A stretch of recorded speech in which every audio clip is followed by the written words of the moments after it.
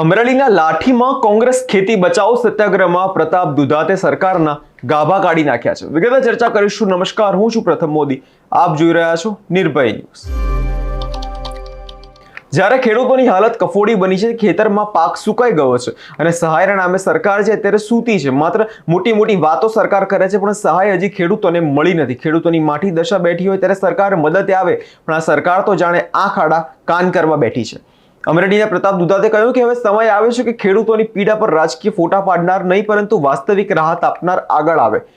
લાઠીની ધરતી પર આજે રોજ કોંગ્રેસ સ્પષ્ટ સંદેશો આપ્યો છે કે જો ખેડૂતના દેવા માફ નહીં થાય, પાક વીમો પાછો શરૂ નહીં કરવામાં આવે તો પછી ઉગ્ર આંદોલન જે છે કોંગ્રેસ દ્વારા કરવામાં આવશે. સાંભળીએ પ્રતાપ દુધાતે વધુમાં શું કહ્યું હતું.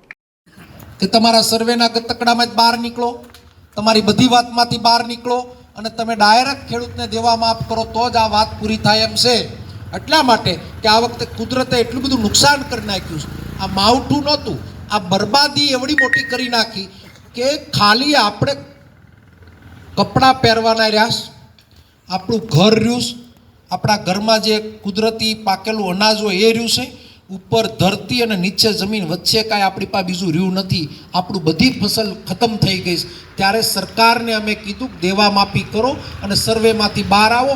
સર્વેમાંથી બહાર આવો એવી વાત. બાપને એક વીઘો જમીન નથી, મારી સામે બૂમ બરાડા જેની બેન પાડ્યા એણે અને કીધું કે આ પ્રતાપભાઈ તો ખેડૂતોને ભડકાવે છે, પ્રતાપભાઈ તો કે સરપંચોને ભડકાવે છે, પ્રતાપભાઈ ખેડૂતોને ગુમરાહ કરે છે. મેં આખો દી ટીવીમાં એક જ વાત કરી, 10 ઇંચ વરસાદ પડી ગયો, સર્વે હેનું સામૂહિક સર્વે કરો. એ આખા દીમાં સાંજે મુખ્યમંત્રીના ખબર પડી. જિલ્લાના સરપંચો ખેડૂતોએ એક ઝટકે ગામડામાં ગ્રામ સેવકોને ઘરવાના બંધ કર્યા, સમૂહ શક્તિ બતાવી. સાંજે મુખ્યમંત્રીએ સીધી પ્રેસ કોન્ફરન્સ કરીને કીધું કે ભાઈ હવે સર્વે આપણે નથી કરવાનું, સીધી સહાય આપવાની. એટલે પહેલી જીત આપણી ખેડૂત એકતાની ન્યા થઈ. ખેડૂત એકતા, ખેડૂત સત્યાગ્રહની જીત પહેલી ન્યા થઈ. આપણે લડીશું તો જીતીશું, આપણે સંગઠિત રહીશું તો કોઈ પણ તાકાતને આપણે હરાવીશું.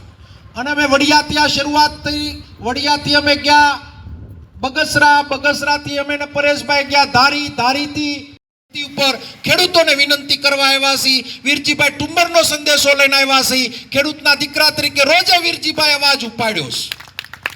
વીરજીભાઈની તબિયત નાદુસ્ત હોવાના નાતે અમે જ્યારે નીકળ્યા ત્યારે અમે પરેશભાઈ આશીર્વાદ લઈને નીકળ્યા અને અમે એની હારે વાત કરીને નીકળ્યા કે વીરજીભાઈ આ વાત લઈને અમે સમાજ અને ખેડૂત વચ્ચે જઈ, તમે આશીર્વાદ આપો. એની તબિયત ખરાબ હોવાના નાતે એને સંદેશો પણ અમારા તાલુકે પહોંચાડ્યો અને આ વાત લઈને અમે લાઠીના ખેડૂતોને વિનંતી કરવા આવ્યા છીએ કે આ કોઈ પ્રતાપ દુધાત કે વીરજીભાઈની કે ભાઈ પરેશભાઈની જેનીબેનની લડાઈ નથી. આ સેવાડાનો માનવી, ખેતી કરતો, ગામડામાં રહેતો, કોળી હોય, કાઠી હોય, આયહર હોય, દરબાર હોય, પટેલ હોય, દલિત હોય, કોઈ પણ સમાજ હોય, ગામડામાં રહેતો હર કોઈ વ્યક્તિ ખેડૂત છે. ખેતરમાં મજદૂરી કરવા જાય એ પણ તરીકે ચાલુ હતો. ત્યારથી મારો અભ્યાસ છે. આ 1લી તારીખથી હું બૂમબરાડા પાડું છું. હજી સુધી ટીવીમાં કે પત્રકારોમાં એક પણ ભારતીય જનતા પાર્ટીનો પ્રવક્તામાં સ્પષ્ટતા નથી કરી શક્યો. કારણ કે હવે સોશિયલ મીડિયાનો યુગ છે, ટેકનોલોજીનો યુગ છે. તમે કાંઈ પણ બોલો એનો વળતો પ્રહાર આવે, વળતો જવાબ આવે. જવાબ એટલા માટે નથી આપ્યો કે પ્રધાનમંત્રી ફસલ વીમા યોજનાને અભરાએ સડાવી દીધી, ગામ એકમોને અભરાએ સડાવી દીધા, વીમા યોજના બંધ કરી દીધી. ઓલા પૈસા લઈને જે ભાગી ગયા હતા એની ઉઘરાણી કરી તો એણે પ્રાઇવેટ કંપનીઓએ બોન્ડના નામે સરકારની એક પાક એટલે કે સરકાર ચલાવતી, સરકાર ગુજરાતમાં ભાજપ ચલાવે છે, એ પાર્ટીમાં બોન્ડના નામે પાછલા બાવણે પૈસા નાખી દીધા. જેવી કંપનીઓ પ્રમાણે પૈસા આપ્યા એટલે આપણું આંધણ કરી નાખ્યું. માવઠા આવે એટલે આપણને પડી. કોંગ્રેસ નેતા પરેશ દાણાની, જેની ઠુમ્મર અને પ્રતાપ દુધાતે સ્વયં ખેડૂતોની રેલીમાં પ્રાંત કચેરી સુધી પહોંચ્યા અને પગપાળા પહોંચી ગયા અને હાથમાં બેનરો લઈને વિરોધ કરવામાં આવ્યો હતો અને ખેડૂત દેવા માફીની માંગ સાથે આવેદનપત્ર જે છે રજૂ કરવામાં આવ્યું હતું. અને આવેદનપત્રમાં સ્પષ્ટ લખ્યું હતું કે ખેડૂતોની આત્મહત્યાના જે આંકડા છે તે વધતા જઈ રહ્યા છે પરંતુ સરકાર હજુ મૌન છે. સરકારના પેટનું પાણી જે છે હલતું નથી. પ્રતાપ દુધાતે કહ્યું કે સરકારના વચનો હવે જુઠ્ઠા સાબિત થઈ રહ્યા છે. પાક વીમો બંધ, સહાય પેકેજ અદ્રશ્ય અને કપાસ, મગફળી, જવાર જેવા પાકને ખેડૂતો હારી રહ્યો છે. દુધાતે સ્પષ્ટ શબ્દોમાં કહ્યું કે આંખ ખોલો સરકાર, જ્યારે તમારી તિજોરી ભરાઈ રહી છે ત્યારે ખેડૂત ખાલી થાળી લઈને આત્મહત્યા કરવાનો વિચાર તેમને આવી રહ્યો છે. સાંભળે પ્રતાપ દુધાતે વધુમાં શું કહ્યું હતું. નહીં તો આવનાર પેઢી આપણી ગુલામ થઈ જશે. માટે ગુલામીમાંથી બહાર નીકળવું હોય તો આપણે લડતા રહીએ, આપણે રિઝલ્ટની પરવા કર્યા વગર આપણું લક્ષ્ય લઈને આપણે લડતા લઈને સૌ સાથે મળી આપણી એકતાને મજબૂત બનાવે એટલી અભ્યતા સાથે જય હિન્દ, જય ભારત.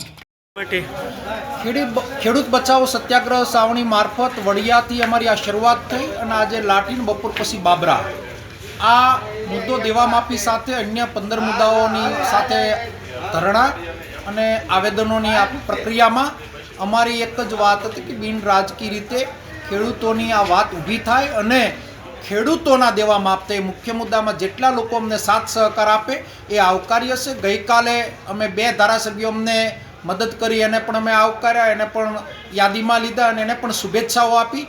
અને પૂર્વ ધારાસભ્ય અમારા વિસ્તારના આજે કાળુભાઈ વિરાણીએ પણ પત્ર દેવા માફીનો લખ્યો છે. ત્યારે એક એક વ્યક્તિ આ જાગતી જાય છે, સામૂહિક રીતે સરકાર ઉપર દબાણ ઊભું થાય. કાળુભાઈ વિરાણીને હાર્ટ અને હૃદયથી શુભેચ્છા આપું છું કે ખેડૂત નેતા તરીકે કાળુભાઈ આ જ પ્રમાણે અવિરત પ્રમાણે આપણે સૌ સાથે મળીને ખેડૂતની રક્ષા કરીએ અને ખેડૂતના હિતની વાતો કરીએ. ખેડૂતના દેવા માફ થાય અમારો મુખ્ય મુદ્દો હતો. ખેડૂતના દેવા માફ થાય, તાત્કાલિક ધોરણે ઘાસચારાની વ્યવસ્થા થાય અને જે પરિસ્થિતિ નવી શિયાળુ પાકના વાવેતર માટેની ખાતરની પણ વ્યવસ્થાઓ થાય. ખેડૂતોને નવા વાવેતરો માટે દવા બિયારણ લેવા માટેની 0% પૈસાથી નવી લોનની વ્યવસ્થા થાય.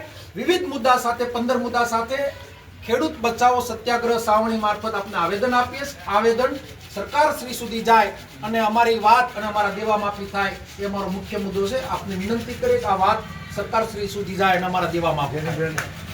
સત્વરે તમારી જે કંઈ રજૂઆતો છે કલેક્ટર સાહેબ મારફત આપણે સરકારશ્રીમાં પહોંચતી આજને શક્ય બને અમે મેયર દ્વારા મોકલી આપશું. જે કંઈ વેદનાઓ છે, સંવેદનાઓ છે કલેક્ટર સાહેબ મારફત આપણે સત્વરે પહોંચાડવાનો પ્રયત્ન કરશું. હવે જો ખેડૂતોના દેવા માફ નહીં થાય તો પાક વીમાને પુનઃ શરૂ કરવામાં નહીં આવે તો કોંગ્રેસ આખા ગુજરાતમાં ખેતરમાંથી રાજમાર્ગ સુધી આંદોલન લઈ જશે. આ લડત હવે અટકવાની નથી. અમે ખેતરોમાં પણ લડીશું, કચેરીમાં પણ લડીશું, જેવી વાત જે છે અમરેલીમાં પ્રતાપ દુધાતે કરી હતી. અમરેલીથી ખેડૂતોના હક માટે ઉઠેલો આક્રોશ હવે ગાંધીનગર સુધી પહોંચશે કે નહીં તે જોવાનું રહ્યું. તમારો શું અભિપ્રાય છે તે કમેન્ટ બોક્સમાં જરૂરથી આપજો અને અમારી ચેનલ નિર્ભય ન્યૂઝને લાઇક, શેર અને સબસ્ક્રાઇબ કરવાનું ભૂલશો નહીં.